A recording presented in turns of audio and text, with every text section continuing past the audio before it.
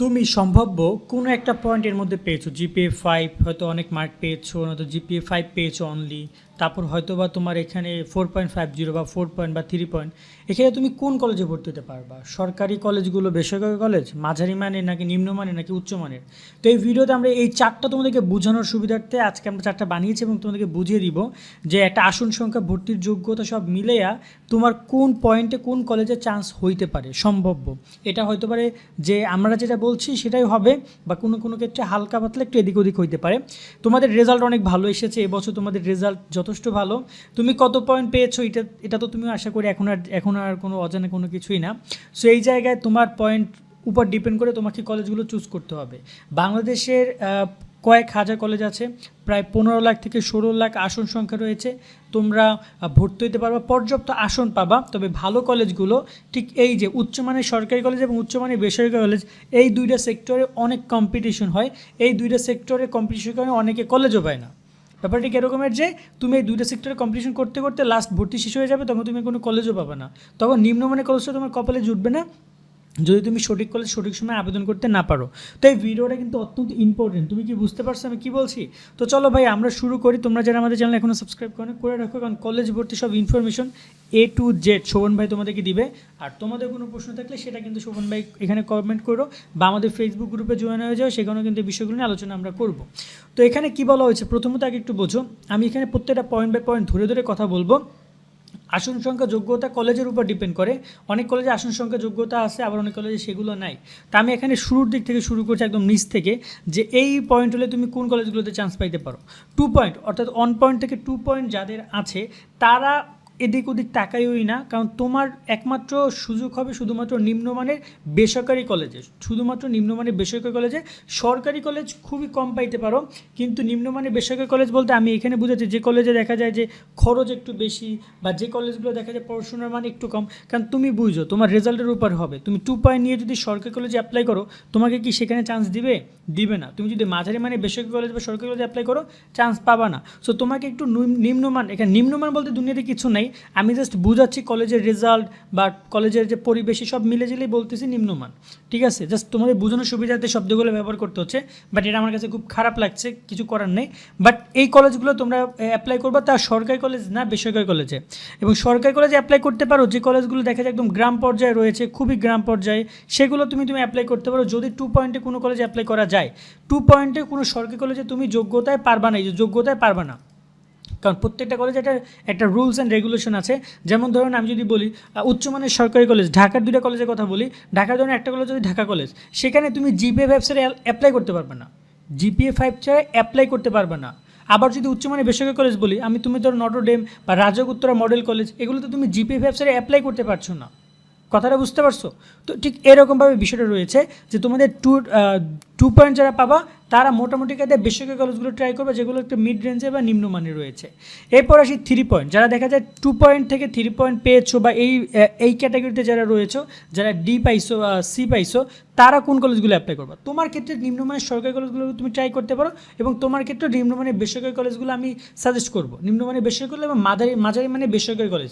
দেখো তুমি বেসরকারি কলেজে চান্স পাইতে পারো, কেন জানো? কারণ বেসরকারি কলেজে খরচ অনেক বেশি। বেসরকারি কলেজে দেখা যায় যে প্রচুর পরিমাণের বেতন টেতন নেয়। তো দেখা যায় যে তুমি এই পয়েন্টে কোনোটা ভালো কলেজ সরকারি না পাইলেও তুমি মোটামুটি কায়দায় একটা মাঝারি মানে বেসরকারি কলেজ পেয়ে যাবা। ঢাকায় অনেক কলেজ আছে আমার পরিচিত, আমি আশেপাশে দেখতেছি, সেসব কলেজে দেখা যায় 3 পয়েন্ট অ্যাভেলেবেল শিক্ষার্থীরা পড়ে সেখানে। তো সেখানে রেজাল্ট দেখা যায় যে কেউ অ্যাপ্লাই করতে পারে, কারণ ওখানে আসন দেখা যায় 100 আসন রয়েছে, বাট ভর্তি হয় 40 জন 50 জন, অর্থাৎ আসন ফাঁকাই থাকে। সো মিড রেঞ্জের তোমাদের যে বেসরকারি কলেজগুলো রয়েছে, যেখানে পড়াশোনা আমার মোটামুটি ভালো, খরচ একটু বেশি, সেই জায়গায় তোমরা পড়তে পারো 3 পয়েন্ট নিয়ে।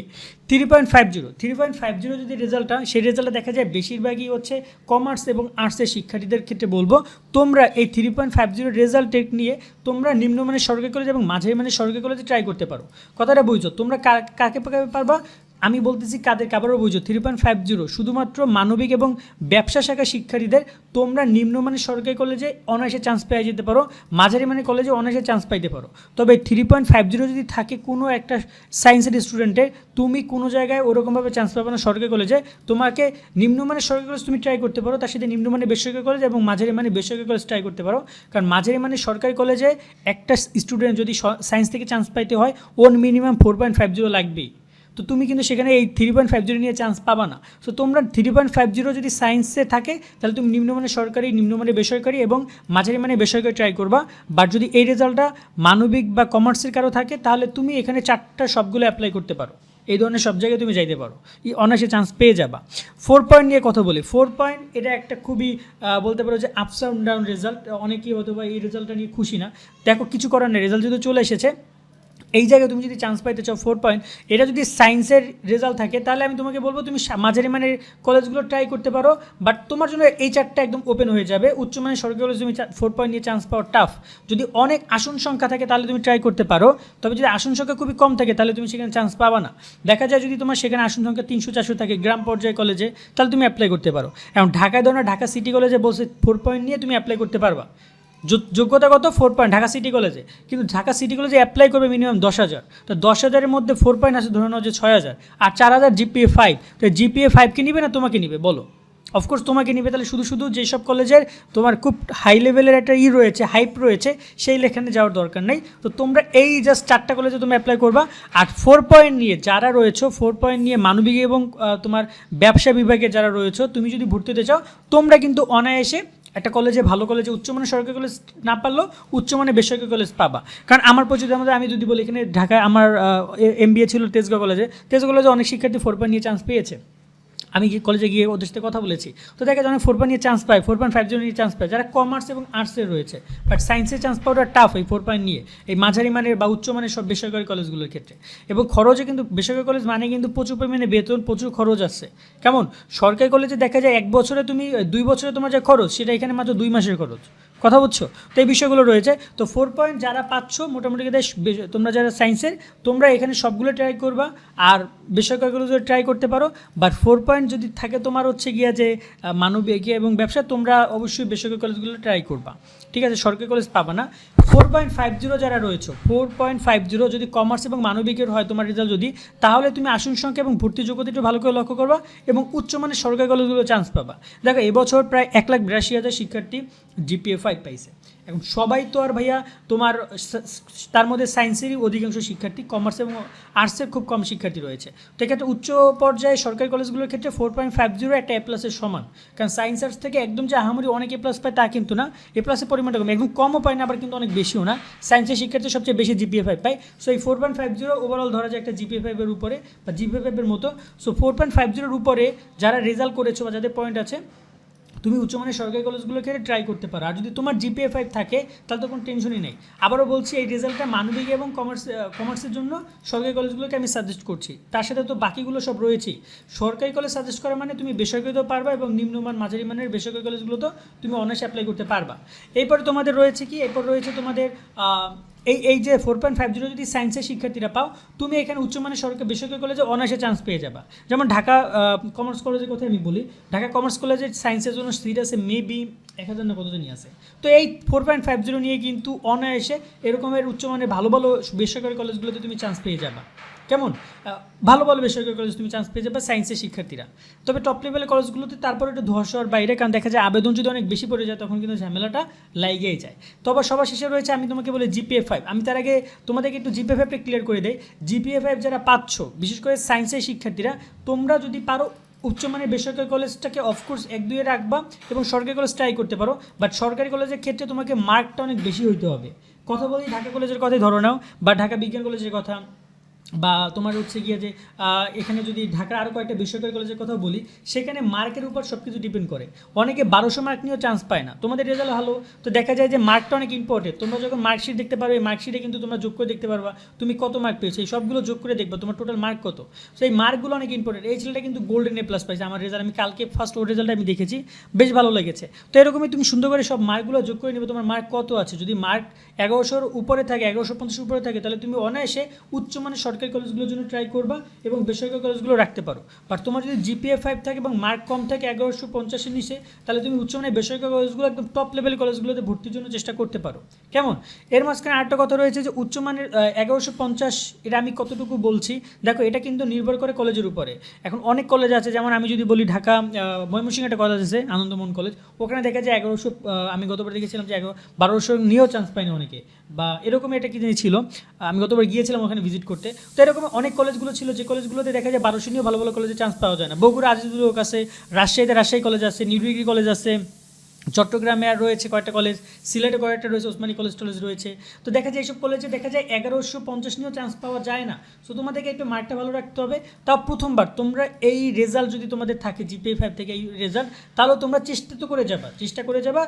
তারপরে যদি প্রথমবার, কারণ যেহেতু এখানে 3বার আবেদন করার সুযোগ পাবো তোমরা, আমাদের একটা ভিডিওতে আমরা এই ব্যাপারটা এক্সপ্লেন করেছি, যারা ভিডিওটা দেখো নাই তারা দেখে নিও।